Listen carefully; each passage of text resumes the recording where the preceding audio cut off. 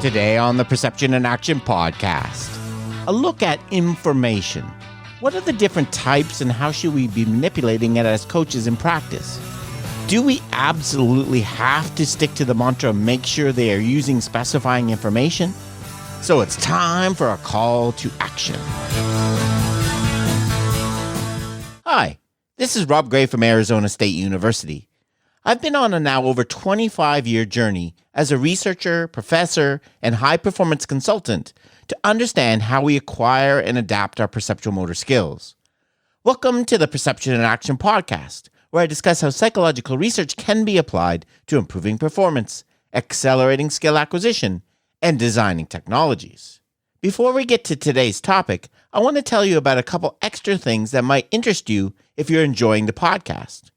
First, my book, How We Learn to Move, A Revolution in the Way We Coach and Practice Sports Skills, is now available in audiobook format. You can find it on Audible or Amazon. Second, if you're interested in working directly with me, I currently have openings in my monthly mentorship program. This includes monthly Zoom meetings, either one-on-one or with your staff, analysis of your practice designs, and a monthly group discussion with coaches and instructors from a range of different sports. To find out more, please go to patreon.com/perceptionaction. Now on to the show. Hi, everyone. So in today's episode, I want to kind of do a little bit of free-form discussion about information. I'm doing this kind of, off with a few notes rather than kind of a typical detailed analysis and research studies and references, because I don't want to just give you the same old definitions you always hear. I want to kind of think about this more practically, kind of think about it more, loosely than just telling you the exact definition, right? So what I'm getting at here is, right, we tend to, in the ecological approach, we're always telling people, you have to make sure they're specifying information in the practice. We have to make sure athletes are using specifying information. A key element of representative design is having specifying information there. What exactly do we mean by this, right? And how do you know how to do this as a coach? How do you know how to identify the specifying information for your skill? How do you manipulate it? Should you even be trying to do this? That's really what I want to tackle today. And I'm going to do this kind of piece by piece and end with some what I think are practical recommendations for how we should be doing this. Okay? So let's start with what we mean by information, right? We're talking about information as Gibson meant it. So sometimes we call this Gibsonian information. What we're talking about here is sensory stimulation that directly tells us something about the environment without the need for processing or elaboration, right? So in today's episode, I'm mostly going to be talking about visual information, right? That's the dominant one we use in sport a lot. But of course, we get information from our other senses too. So imagine you're standing in the street and you hear a siren. What direction is it coming from?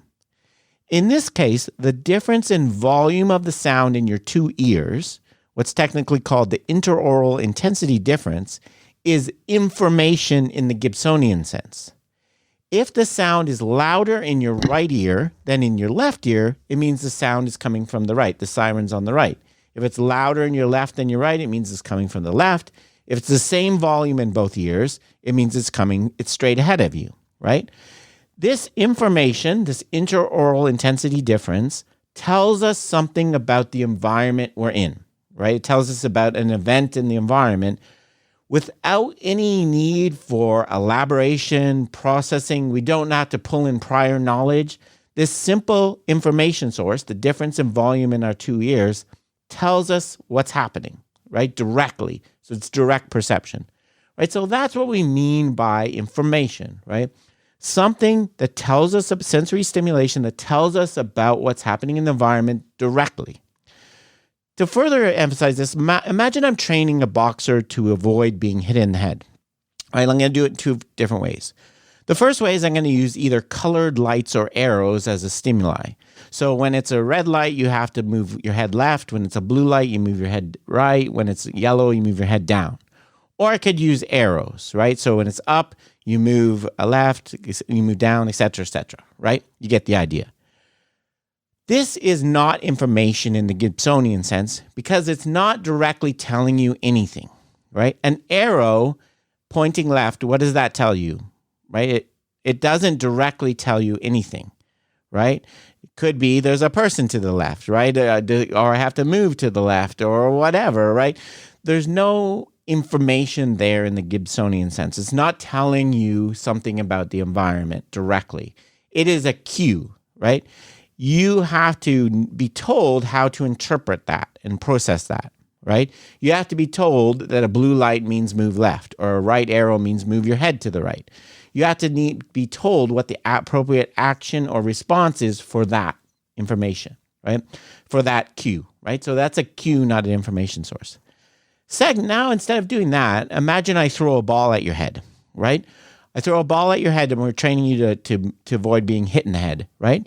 A ball, as it's moving towards you, the pattern of expansion of the image, so the image is going to be growing in size of the ball, and the movement, it's going to be moving across your eye, is telling you directly whether it's going to hit you on the left side of your head or the right side of your head, or right in the middle, right? Or it's telling you how long you have before you have to duck, right? It's directly telling you something about the environment, right? That's relevant to what you're doing, okay? That is information, right? We don't need to process it or interpret it or bring in our previous experience to understand. For example, one information source for an approaching ball is the rate of movement of the image across the two eyes, right? If the rate of movement of the image across our two eyes, right, is equal, it means it's going to hit us right between the eyes, right? We don't need to have learned that. We don't need to interpret that, right? We don't need to process that. That's just a fact, right? It's a fact of the geometry of the world, right? That something that moves the same speed in both eyes is going to hit you between the eyes, right? So the requirements, so what I'm going to do in this, I want to talk about what I think are the requirements for effective use of information in practice. So the first requirement, number one, in our practice environment, we need information, right? We want to have information and we want it to be relevant to the task we're training. So we want the environment, another way to put it, we want the environment to do the talking for us, right? We don't want to have to tell you when this happens, you do that. We want to have things that naturally tell you to do that, right? That's what Gibson said, okay? So we want the athlete to be moving on based on sensory information they get from the environment, not instructions they get from us. Training with, there's lots of evidence to show training with cues doesn't transfer to the game because there's no cues in the game. There's no arrows or lights in the game. There's information in the game, approaching balls, moving players, right? So we need information, things in the environment that create sensory stimulation that tells us about something in the environment. Okay, so that's the first point. We need information. Requirement number two, we need task-relevant information, okay? That is, we need the sensory stimulation we get from the environment to tell us something relevant to the task we're performing, right? Think about hitting a baseball, right? If you ask any hitter, they'll tell you one of the most difficult parts of this skill is timing, right? Controlling the movement of the bat so it gets there when the ball gets there. Losing timing is something batters talk about all the time, right? So when we're training batting, there should be information about time in baseball batting practice. This is why I don't like hitting off tees, right? When you do a swing, when you hit off a tee, there's no information about time. There's no information that tells you anything about when you have to swing. You either do it at your own pace or when a coach tells you. We've created a practice environment where there's no information about something that's highly relevant to the skill of baseball batting, right? So we want our information to be relevant to what we're trying to achieve, right? Whether it's information about space or time or, in golf, we want information about slope and slant of greens, right? That's not really important for baseball, right? Making sure we manipulate information about the slope of a mound, right, is not really important for batting, right? So it has to be relevant to the skill we're trying to train, okay? So we need information, and we want it to be task relevant. Requirement number three, we need to create practice environments where the information is dynamic, right? So if you look at it, yes, technically, cones provide information, right? Cones we're always complaining about. When a coach sets up cones on the field during a passing or shooting drill, they're obstacles to be avoided, right? The position they create sensory stimulation, they create visual information, right, about their position. And they tell us something about how we can move and pass and shoot, right? Obviously, if I put a cone on the field, I can't shoot through it, right? So there's information there telling me to avoid it. If I put two cones together, it's information to pass through, right? If you had just happened to be in a park playing with your friends without any drills or activities by a coach, and there was a couple of cones on the field, you would go through them, you would avoid them or go around them, right? Because there's information there, right? There's information telling you this is an obstacle to avoid or move between. So it's telling us something, okay? And if you have two cones, obviously this is telling us something that seems to be relevant to sports like soccer and basketball and football, because it's telling us about a space, an opening or a gap, okay? So, there's something there. But critically, the information from cones is static and unchanging. They're constantly telling us the same thing. You can pass through here, you can run through here, you have this much room to go through, etc. Obviously, information in the real sporting environment is not like this at all, right? Gaps open and close, are bigger or smaller. Balls that are pitched or kicked come faster or slower, telling us that you have more or less time, right? Being skillful is not just about knowing what information to use, but it's about knowing when and how to use it. Right? And the only way we can do this and learn this is having dynamic information, right? When we have unchanging information in our environment, it doesn't give the athlete the opportunity to learn how to use the information and when to use it, how to make decisions, right? How to pick up affordances, right? And this also applies to hitting a ball off a tee, right? If you think about it, yes, when they put a ball on the tee, there's information about the height of the ball above the ground, right? The angle that it forms with the ground tells me how high above it is, right? Which I can use to control the spatial position of my bat as I swing. But obviously that's relevant to hitting, right? Get information about how high the ball is when it crosses the plate. But again, when we use a tee, it's completely non-dynamic and unchanging, right? There's no affordances there, right? Or differing opportunities for action, right? It always has the same meaning and has no decisions involved, right? So in our practice environment, we need information. The environment should be directly telling us something. We want that something to be task relevant. What it's telling them is information they need to know, whether it's about space or time or position or slope or slant, that we need to successfully achieve our goal for our particular sportscular task. And we want it to be dynamic, right? It's not always telling the athlete the same thing, right? Because that's not what happens in the real world.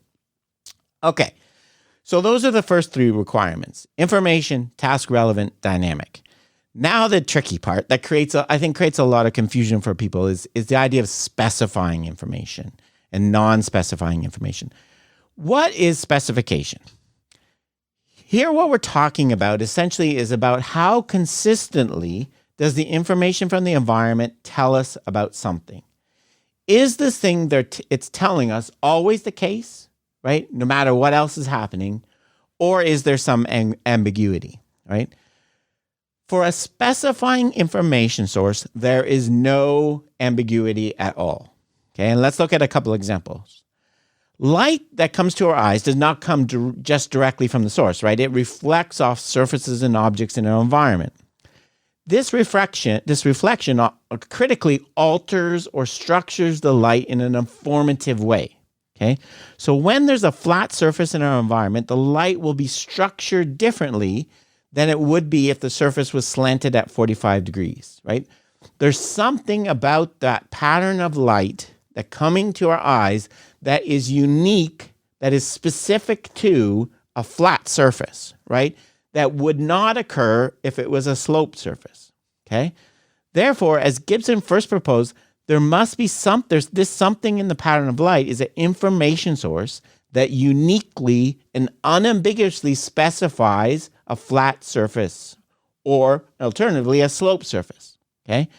That is, no matter what the surface is, in any situation, whether it's a chair, a table, a counter, whether we're 1 foot away or 20 foot away, this information source is always going to be the same for flat surfaces, right? It's always, if it's a flat surface, this will happen, right? Another way to say it is there's a perfect one-to-one mapping between the sensory information we receive and some event in the object or object in the world. Okay? This information source, this particular pattern of light, can only be present for this specific environmental feature. In this case, a flat surface, right? So Gibson believed, and a lot of us follow this, that for every object and event in the environment, this is true. There's something about the patterning of the sensory stimulation. There has to be, right, due to the physics, that is unique to that particular thing, right? That's what we mean by specifying information. The information is specific to one thing only, and it stays that way no matter what else is happening, okay? For an example that's more relevant to sports, let's look at tau, right? So tau, I've talked about 1,000 times on the podcast, right? Tau is the size of an image of an object, like a ball, divided by the rate at which the size is changing.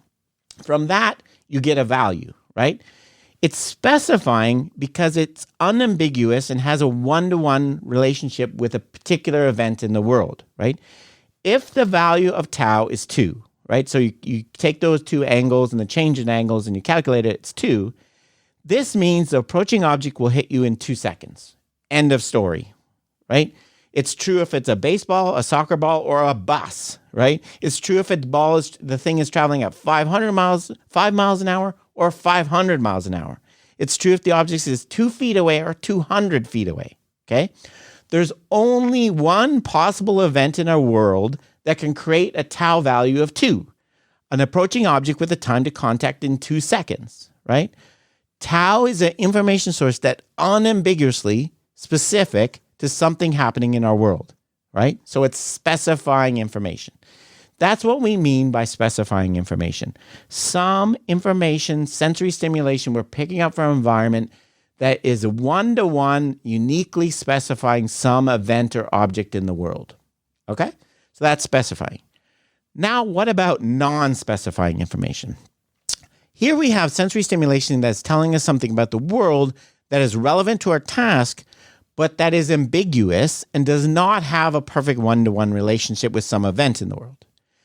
Non-specifying information sources are often useful because we typically perform in relatively narrow ranges of conditions that can make them effective for achieving our goal.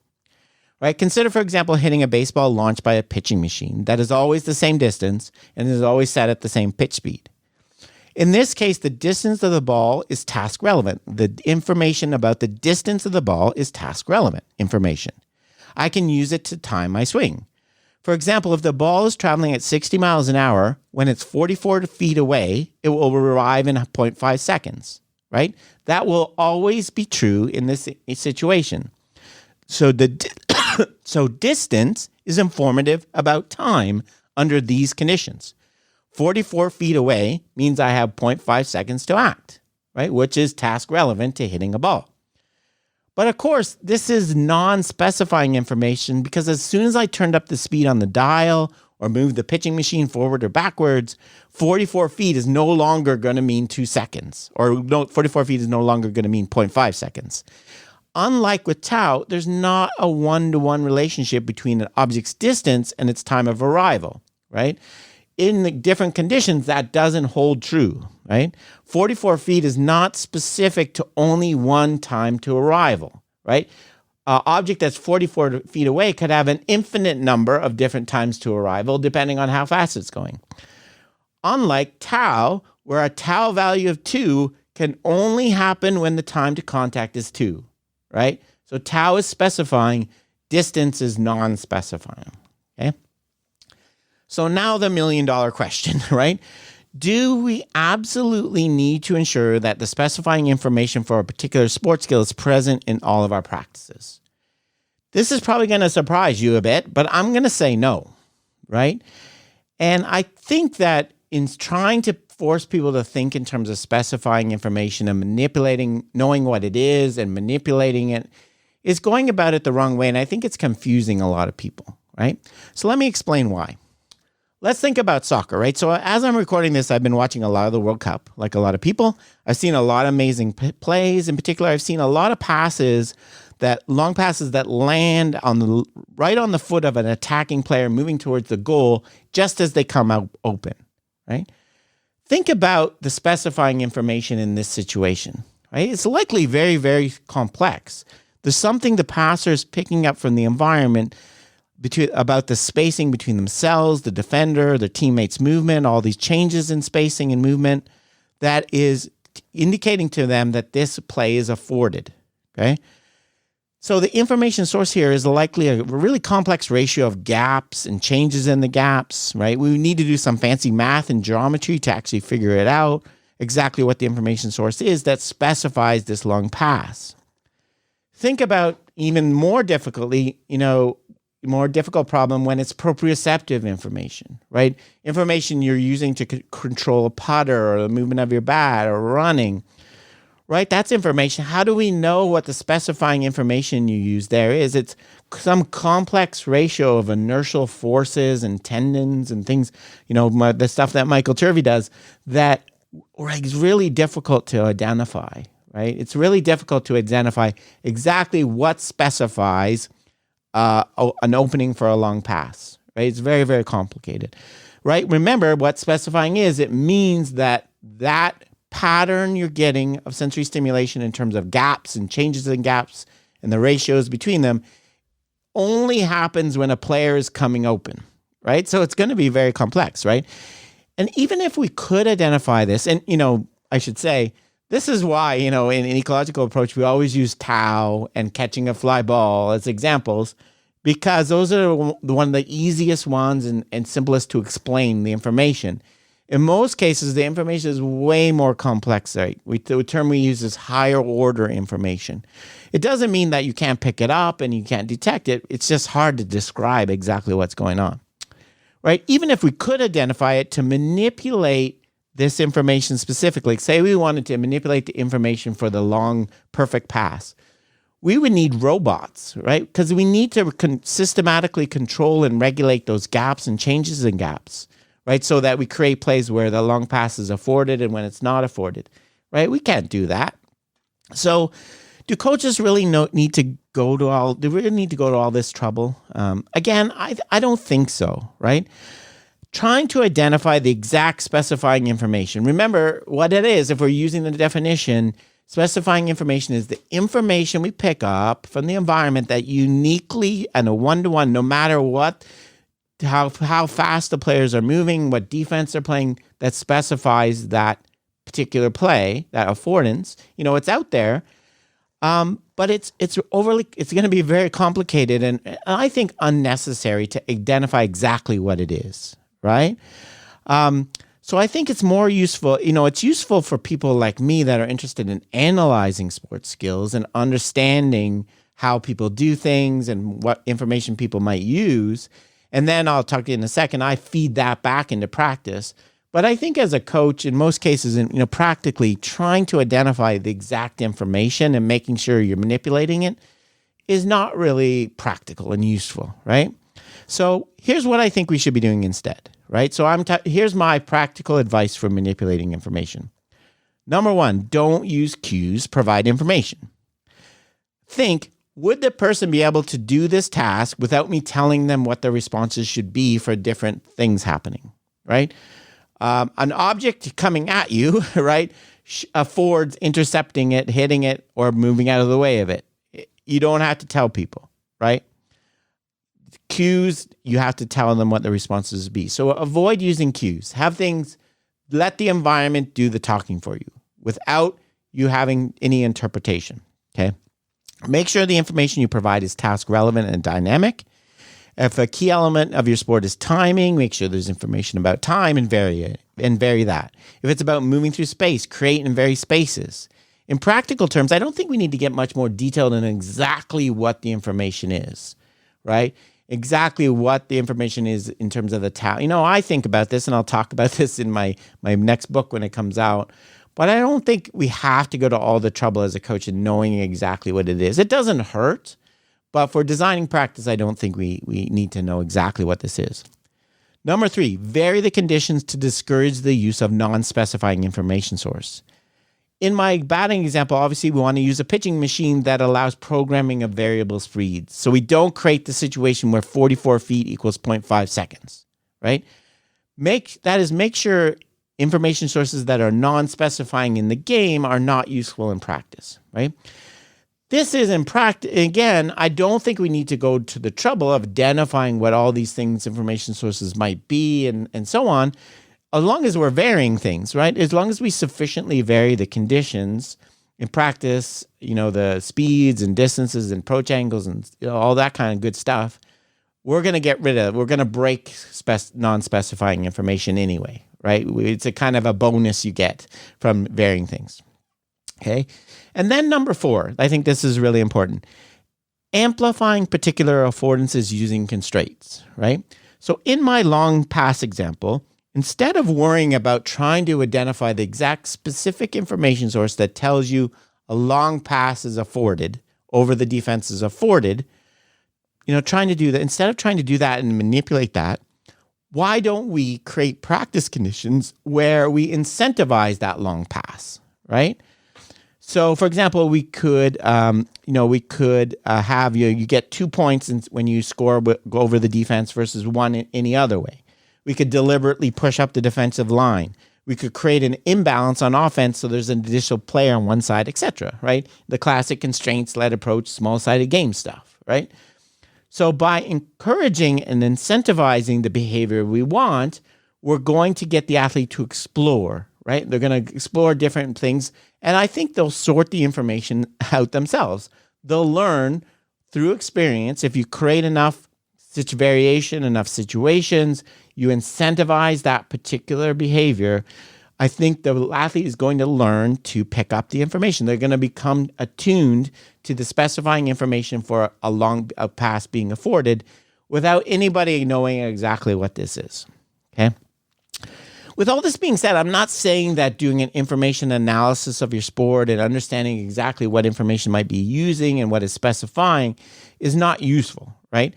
I do this all the time, right? And what I do with is, for example, I might take a particular batter, I take the data from their swings, and I try to identify, how are they timing their swing? Are they always swinging when the pitches come out at a certain height? Are they always swinging when it's at a certain distance? More complicated things than that. But then I take that and then I feed that back to the coach in practice, right? Okay, let's try to break this strategy. Let's add this type of variation or this type of constraint to break this strategy. So I'm not saying it's not useful. I just think it's unnecessary. And I think telling people, and I think we're sending coaches the wrong message by saying you have to have specifying information in practice. For the most part, I think you can really achieving this, if we follow the strict definition of what specifying information is impractical, right? Instead, I think we should be focusing on making sure we have dynamic, task-relevant, varying information. We make sure that simple non-specifying information sources are not useful, and we amplify certain affordances so people are kind of encouraged and explore ways to become attuned to the specifying information, right? So I think that is much more important than trying to focus on this issue of specification. Okay, that's it for today's episode. Remember, you can contact me at robgray@asu.edu or follow me on Twitter at ShakyWeights. To find out more about the podcast, please check out perceptionaction.com. Finally, to support the podcast and receive bonus materials, including a monthly meetup, please head over to patreon.com/perceptionaction. This is Rob Gray from ASU. Cheers for now, and keep them coupled.